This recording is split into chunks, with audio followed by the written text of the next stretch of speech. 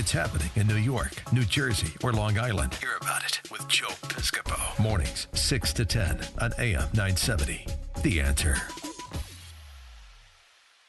Sorry, we're just silly this morning, but we love having you a part of that. And I see the phone calls if you get hold, but I want to bring Dr. Barry Goodfield to the airwaves. He's worldwide profiler, licensed therapist, specializes in identifying unconscious nonverbal signals. He's also the founding director of the Goodfield Institute. Dr. Barry, welcome back to the show, my friend. How you doing this morning? Morning, Joe. How am I doing? I'm doing fine. A little rainy out here, but I'm doing fine. Yeah, are you in Los Angeles? You're the L.A.? No, I'm not. Where? I'm not. I'm in Phoenix. Oh, but you're out on the West Coast, and it's very early. And Doc, we appreciate you getting up. You know, because we wanted to talk to you yesterday. I know how busy you were. This whole Vegas massacre. Where are we? How are the families? What are you hearing? And Barry, give us the breakdown of what you went through when you volunteered your time, Dr. Goodfield, to talk to almost every victim of that horrible massacre, sir. Well, I didn't talk to almost every victim, but I can tell you, Joe, that the ones that I did talk to were memorable. And what we did was get a message from the governor saying, you know, anybody licensed to practice should and could come up and help us out here because we need your help. All that took me was 3 hours and throwing some stuff in a car, and I shot up the road, and next thing I know, I was in Las Vegas. And the next thing that happened was within just a matter of a short period, I was sitting there having people come in who were traumatized from the event. And I would like to take our listeners through this experience. It was really incredible. So the first person that came in, you know, first of all, they gave us some food at the commissary there, which is really pretty plush. And during that time, as I was going through, I noticed something there that was stacked aside. People weren't really paying much attention to it. It was kind of a bunch of old bananas, and I thought, well, that's kind of a shame to throw those away. So I took an old banana with me back to where I was going to go see the patients. And so what happened was, at a certain moment, when somebody came in, that old banana was sitting on the table there. And I mean, it looked pretty old and raggedy. So the woman that came in was really rather upset. And I mean, she was really upset. And she started crying and was questioning the whole circumstance. And I said to her, here, listen, I said, you know, I'm a doctor. I need you to do something for me. Doctors have tools. Hold this banana. So I put this rotten banana in this lady's hand, and she looked at it. She said, why am I holding on to that? I said, wait a minute. What do you mean, why am I holding on to that? I said, why are you holding on to that? What is it? What do you got there? She said, I should throw it away. Why? Because it's a rotten banana. I said, that's the guy who did all the shooting. Do you want to carry him with you, or do you want to get rid of him? You want to throw it away? Yeah. She tossed that banana into a garbage can, and that's the message I think that people should know. Yeah. Don't carry the rotten banana. Get rid of it. Yeah. Boy, I just can't imagine what you went through. I mean, they were traumatized like that. Of that. But you know what's upsetting to a guy like me, Doc, is that there's no closure. They didn't. What you did a profile on the guy. I don't even like to mention the creep's name, but you did a profile on the guy. Why don't we know more? Is there a conspiracy that they're hiding? I mean, but what is the reason that they're not just letting us know more about why this happened? And how did they just Barry? They just let it go. They let it go like, oh, it happened, and things like that happen. We want answers, you know, Dr. Goodfield. Hey, Joe, listen, yes, the answer is I don't think there's a conspiracy, but what I think there is, if there's a conspiracy, it's a conspiracy of ignorance. Here's what I believe. When I as a profiler, you know, Joe, that's one of the things that I do. Yes, sir. That other than clinical practice, that's one of the things I do. What you can also know is simple. That what I did was to look and listen and very carefully hear what took place. And I also had a lot of people telling me what happened. They told me what took place and what they saw, what they experienced. And then I started to take this guy's mind apart. First, I waited for the medical examiner to go through and weigh his brain and check it for all kinds of stuff. And he came out perfectly normal. But then what happened was, after that came a long list of stuff. I analyzed it, put it together. I would very definitely like your listeners to go to goodfieldinstitute.com and download that 17-page analysis specifically of why and how that man did what he did. I know, Joe, I know why it happened. And if people are interested, go to goodfieldinstitute.com, download it, read it for yourself, and see if it doesn't make sense. It's clear, it's there. I don't think there's a conspiracy. I just think it's just a lack of getting a hold of it. Is he? I mean, just in a synopsis, Dr. Goodfield, Sure. he was mentally ill for sure. But were there warning signs that this guy was going to snap? I mean, he just seemed normal. That's the scary part, Doc. You know. It's just what you're saying is absolutely true. I know people that talked to him, and I know people that were around him, and basically he was tipping waiters and service people there right up to the time he did this. And what you can know, I'm going to answer your question. Were there signs that people could know? And the answer to that is no.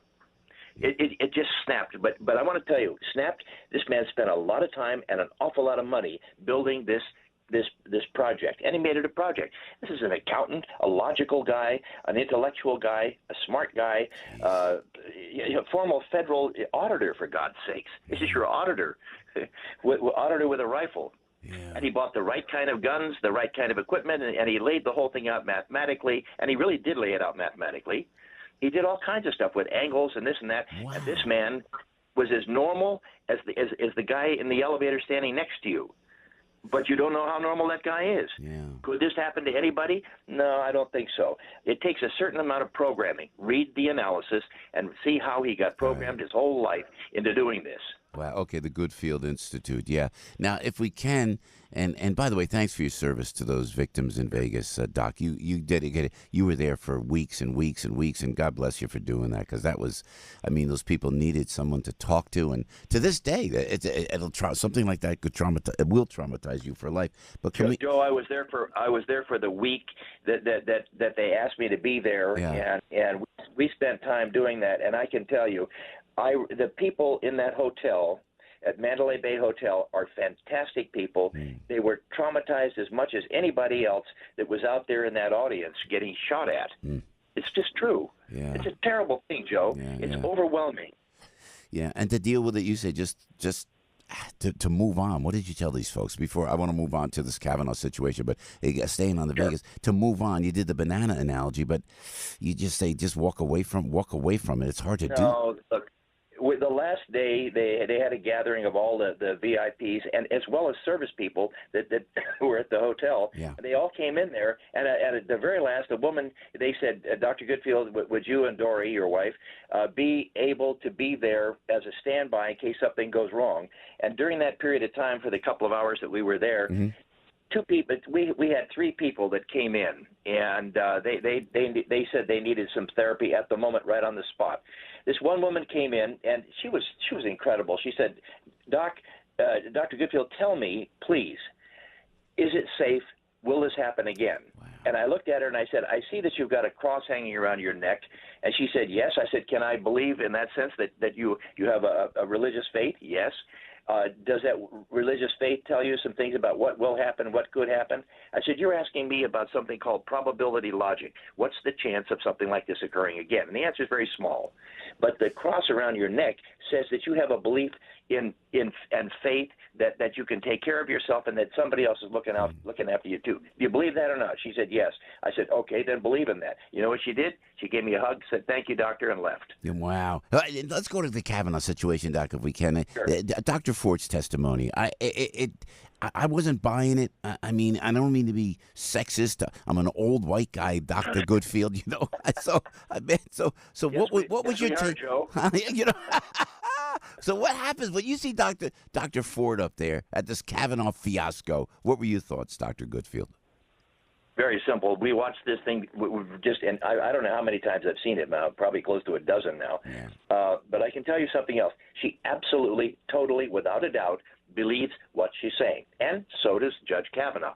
So both of them, if you gave them a polygraph, would come out like, yes, I'm telling the truth. Why? Because a polygraph doesn't check the truth. It checks your belief in what you're saying.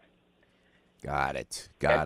Yeah, so she believes it. He believes it. Well, what did you see? Did you see with your signals that you see, these nonverbal signals that you pick up? Tell us about that from either Dr. Ford or Judge Kavanaugh. Okay, first of all, they were both very, very present in the situation. They were both. This was their deal. And what Dr. Ford does is her strategy for survival. Everybody's got one. Everybody has one. What she does is she puts herself into a kind of an altered state of consciousness. She pulls back, and then she just withdraws. And that little girl voice that you hear is the stress and pressure that she has. And here's a fact that we know in psychology. With stress goes regression. We turn to earlier patterns of behavior. Mm-hmm. And one of the things she does is she comes back and becomes that little girl voice. Is that what that was? Yeah. Yeah, a little kid saying, "Don't hurt me." Wow. Believe me. Yeah. I'm okay. Take care of me. Yeah.